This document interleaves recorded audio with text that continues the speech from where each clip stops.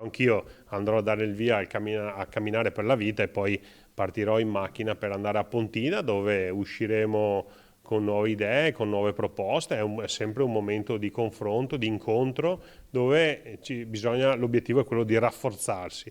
Ovvio che se ci sono dei mal di pancia devono essere affrontati, io sarò presente a Pontina, spero che comunque Salvini mi chiami lo stesso. Si concede una battuta Mario Conte quando mancano ormai poche ore al raduno leghista per eccellenza, quella Pontida su cui aleggia il diktat di Salvini pronunciato a tavola con alcuni parlamentari leghisti. Inaccettabile che figure istituzionali siano assenti sul pratone. Lunedì chiamerò personalmente chi non si presenta. Le parole del leader che nel Veneto, percorso da mille tensioni, hanno un loro peso specifico. Questo non lo so cosa voglia dire.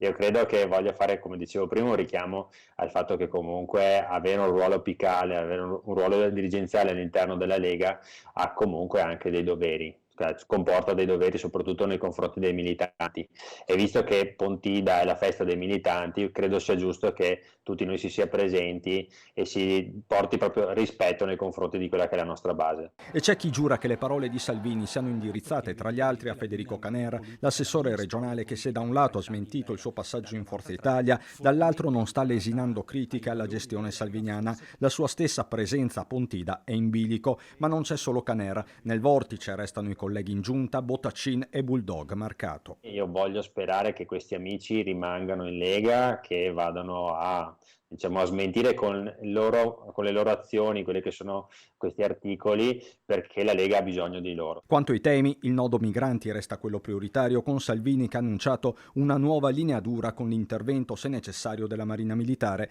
a bloccare i flussi. Molto più prudente Mario Conte. Quando si parla di blocco navale è una provocazione forte per dire dobbiamo mettere la parola fine a questi sbarchi, però mi rifiuto di pensare che Salvini voglia barattare gli sbarchi con il rischio di morte di queste persone. Lo conosco personalmente, lui questa sensibilità ce l'ha nei confronti degli immigrati, quindi voglio dire, io sono dell'idea che noi dobbiamo investire perché queste persone fondamentalmente reclamano un futuro e noi dobbiamo cercare di creare le condizioni perché il loro futuro sia nei loro paesi.